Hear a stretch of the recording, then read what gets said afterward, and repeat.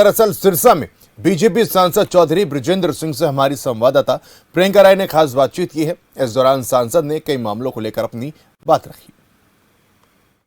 हिसार से सांसद चौधरी बृजेंद्र सिंह हमारे साथ बात करने के लिए मौजूद हैं। सर, जिस दिन हमने देखा कि पिछले दिनों एक रैली होती है जिसमें तमाम जो लोग हैं, आप कह लें या फिर आपके पापा वीरेंद्र सिंह जी की बात कर लें, वो मौजूद होते हैं और मन से बहुत सारी चीज़ों के बारे में वो अपनी बात रखते हैं। साफ तौर पर उन्होंने जेजेपी बीजेपी अलायंस को लेकर एक बात कही। उन्होंने कहा कि इस गठबंधन को मैं सही नहीं मानता हूं और अगर ये गठबंधन भविष्य में जारी रहा तो मैं बीजेपी के साथ नहीं होऊंगा, क्योंकि आप बीजेपी में भी हैं, आप सांसद हैं हिसार से। और जिस तरीके से क्योंकि देखिए हमने ये देखा भी है कि बहुत सारी ऐसी व्यू पॉइंट्स हैं जो आप दोनों की मैच भी करती है। तो क्या आप इस बात से दो राय रखते हैं कि आने वाले समय में हम ये उम्मीद करें कि अगर ये गठबंधन जारी रहा तो आप भी पार्टी का हिस्सा नहीं होंगे?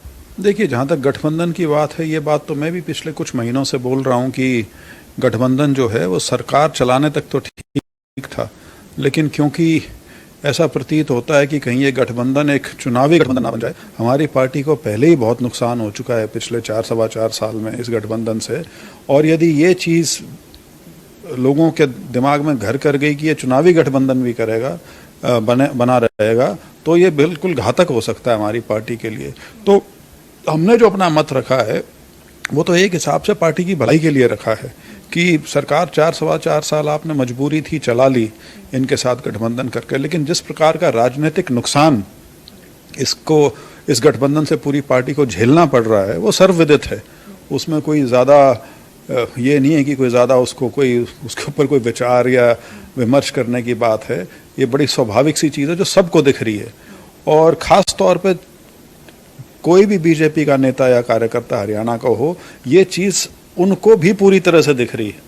भले ही वो शायद खुले में आके कहने की हिम्मत ना रखते हों, लेकिन ये तो चीज़ चारों तरफ व्याप्त है, और इसीलिए ये बात कुछ महीने से हम पार्टी के सामने हर फोरम से और पब्लिकली भी ये कही है कि इनसे जितना जल्दी पीछा छुड़ा लें तो कुछ फ़ायदा आने वाले समय में हमको राजनीतिक तौर पे हो सकता है, अन्यथा नुकसान ही नुकसान है। अगर मान लीजिए कि पहले ये गठबंधन नहीं टूटता चुनावों के, तो क्या हम उम्मीद करें कि आप इंडिपेंडेंट चुनाव लड़ेंगे या फिर कोई ऐसा दल बनाएंगे आप जिसमें, जिस तरीके से चौधरी वीरेंद्र सिंह ने भी कहा था कि कुछ ऐसे लोगों को राजनीति में लेके आऊंगा जो देश के लिए काम करे और साफ छवि के हों, तो क्या हम उम्मीद करें कि वो दल सामने आएगा और उस दल से आप चुनाव लड़ते हुए नजर आएंगे या फिर निर्दलीय रूप से चुनाव लड़ेंगे? नहीं, वो तो एक बहुत आगे की बात हो गई। फिलहाल तो ये है कि एक मत जो था वो अलग अलग फोरम्स पे रखा गया, और अब बिल्कुल एक सार्वजनिक मंच से भी उस बात को कह दिया गया है। ये चीज़ हम भी समझते हैं कि अगले 2-2.5 महीने जो हैं वो इन 5 प्रदेशों के जो चुनाव हैं, सारा नेतृत्व जो है और पार्टी का तंत्र जो है उसमें बिजी रहेगा।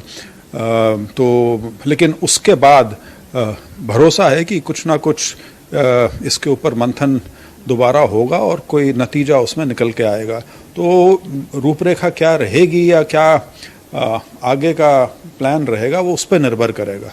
वो उसकी उम्मीद हम ये नहीं है कि तुरंत रख रहे हैं। जैसे मैंने कहा, चुनाव है, अभी सबकी प्राथमिकता उन 5 प्रदेशों के चुनाव की है, तो वो चुनाव खत्म होने के बाद किस प्रकार से स्थिति बनेगी वो सब कुछ उस पर निर्भर करेगा।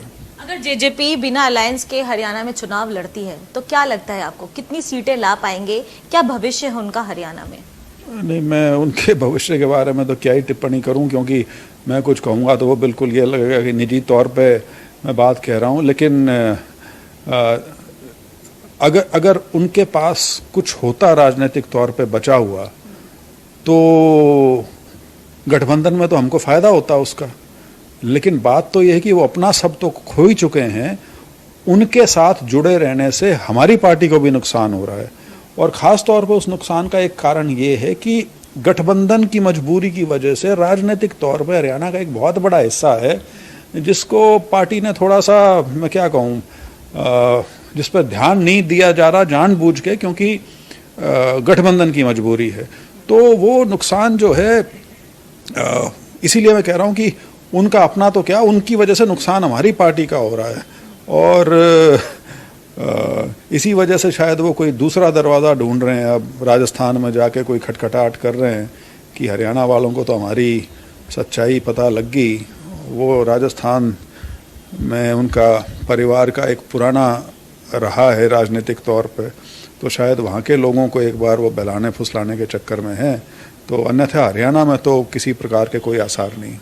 लेकिन सर उन्हीं के दल के कुछ लीडर्स हैं, साफ तौर पर दिग्विजय चौटाला कह लें हम, दुष्यंत चौटाला जी भी लगातार ये कहते रहते हैं कि हिसार का क्षेत्र हमारे लिए काफ़ी महत्वपूर्ण है, उचाना का क्षेत्र हमारे लिए काफ़ी महत्वपूर्ण है और हमारा दल जो है वो इस क्षेत्र को रिप्रेजेंट भी करता है और आगामी समय में इसी तमाम सीटों से हम चुनाव लड़ते हुए भी नजर आएंगे।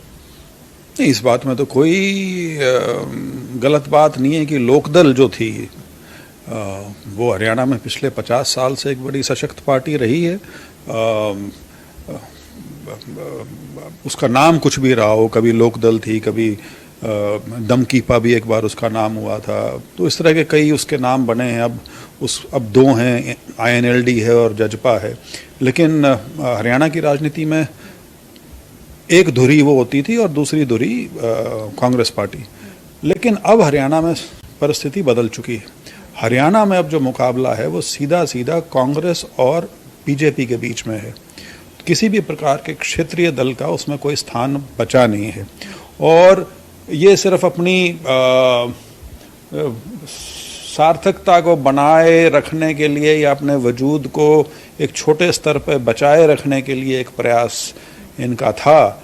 इनको ये मौका भी मिल गया कि बीजेपी की मेजॉरिटी नहीं आई तो सरकार में हिस्सेदारी इनको मिल गई और जो इनकी संख्या थी उससे कहीं ज़्यादा मिल गई, तो वहाँ तक तो बात ठीक है। लेकिन या आज की यदि बात करें तो राजनीतिक तौर पर जिस प्रकार से उनका पतन हुआ है इस पिछले 4-4.5 साल में, और सिर्फ राजनीतिक पतन नहीं, जिस प्रकार से लोगों के विश्वास के साथ घात उन्होंने किया है, वो बहुत बड़ी बात है। और यही कारण है कि उनका नुकसान भारतीय जनता पार्टी को झेलना पड़ रहा है।